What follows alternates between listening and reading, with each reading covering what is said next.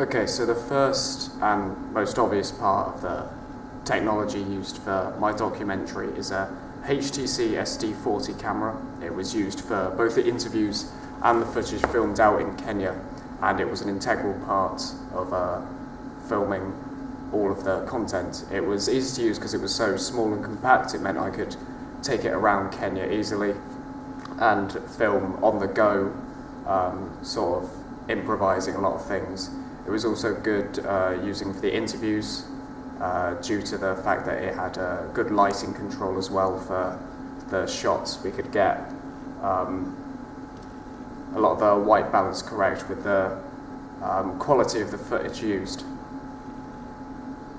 I also used a program, an in-browser program called Powtoon to demonstrate the audience feedback that I got through the SurveyMonkey survey that I put out along with the film. This was useful because it created a more interactive and interesting way of displaying the data I had received. It made it more interesting and also just made it more exciting, and it was an easy way to understand the data I collected as well. The program I used to edit the film was Final Cut Express for the iMac. I used this specifically because you could collect a whole clip together and then select the specific part of the clip and drag it down onto the timeline. It meant you could go frame by frame and choose specific parts of each clip to make your editing more efficient, and I thought that was very key to editing my film.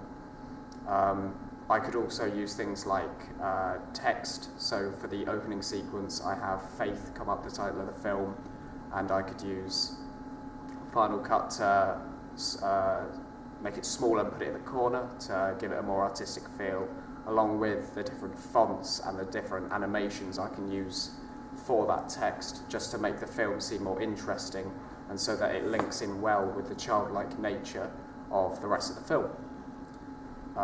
I could also overlay different audio tracks. For example, I have the music right at the start, but then during the interviews I might have a different audio track from another clip playing over the top of the audio track from the interview and the video from the interview. And I thought that was also key for making a documentary, because it's something that's always seen, a convention of it, if you will. With Final Cut I could also use crossfades in between shots, which was useful for the beginning and end. However, I chose not to use too many, as I thought it disrupted the pace a lot, so I would usually only use them for the start and the end. I think especially the end, just to give it a nice bookmark at the end to sort of finish off the piece, to make it a nice tidy finish. Another program I used for my film was InDesign to create a double-page spread of a movie magazine, specifically the niche magazine Little White Lies. I took a lot of inspiration for that, for the design of the double-page spread. InDesign was a good program to use because it meant I could have both pages side by side, and I could edit things like the background and the font colours and specific places for the pictures and the style of the pictures, whether I wanted to curve the edges of the pictures, make them smaller, crop them down. It had a lot of tools that were very useful for creating a double-page spread that looked professional enough to be part of Little White Lies. A similar program I used was Photoshop to create a mock-up movie poster for the film. Similar to InDesign, I could put in multiple photos. I could edit the background and change fonts. The difference here is this is specifically for photos, rather InDesign was for text-based magazine articles, so there wasn't a lot of text used in Photoshop.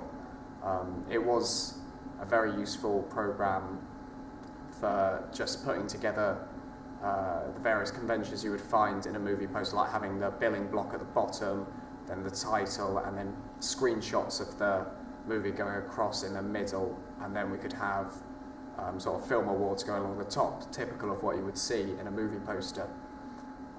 It was easy to use, and it made the movie poster seem a lot more professional than if I'd used a different program.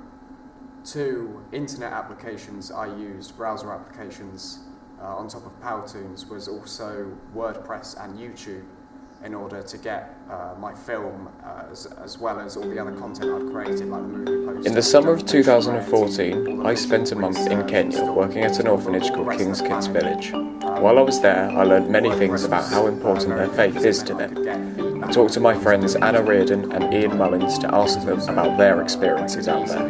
Edit and publish text-based articles as well. Like, for example, the script was just a copy-paste into... My hair like this. It's because I grew it. Grew it nice and long. Did you cut it? I used to cut it and then I decided I got bored of cutting it and now it's really long. So you are born the way. Covers one eye like a pirate.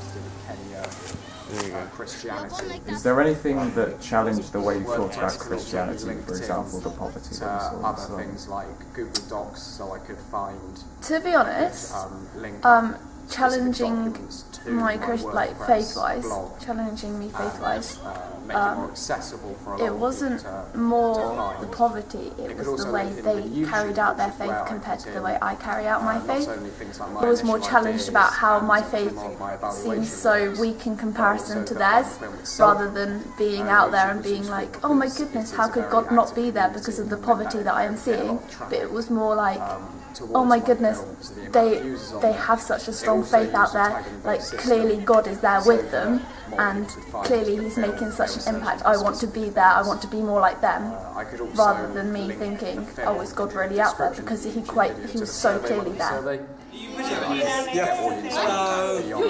Hello, future me. Okay, alright. To sit there and listen, as I did many occasions, many different times. I could and ask, not I just asked at the orphanage, 9 very specific but questions, by many rating the viewers' times feelings in from 1 Kenya, to 5, to listen to 1 being kids not very well and 5 being excellent. of I infant asked school them age, junior school age, questions from being able to how recite the actual film whole was chapters of edited the Bible and filmed to more of the message in unison behind it, whether it was with everyone understood, else in their whether class they, is staggering. It's thought that amazing. the interviews went well and that it I was don't clear necessarily think it's everything about how seriously they went take well. their faith. I think it's I about also how asked integral it is. a more open So the Bible question talks where about the maybe fruit that just we so bear. they could comment on So other as if we're a tree, improvements if we're a or plant, things they that thought were exceptionally you good, can and tell got a very the good quality response of from that that tree on things by the that fruit that it bears. I didn't pick up You can on, tell the but a lot of other quality people did about of certain things with the film that the I could faith have that they've improved on, chosen. as well as certain things In that Kenya from a young they age, thought were by exceptional the fruit that they that bear, I, by the fact that they can be an could have orphan developed on. and HIV.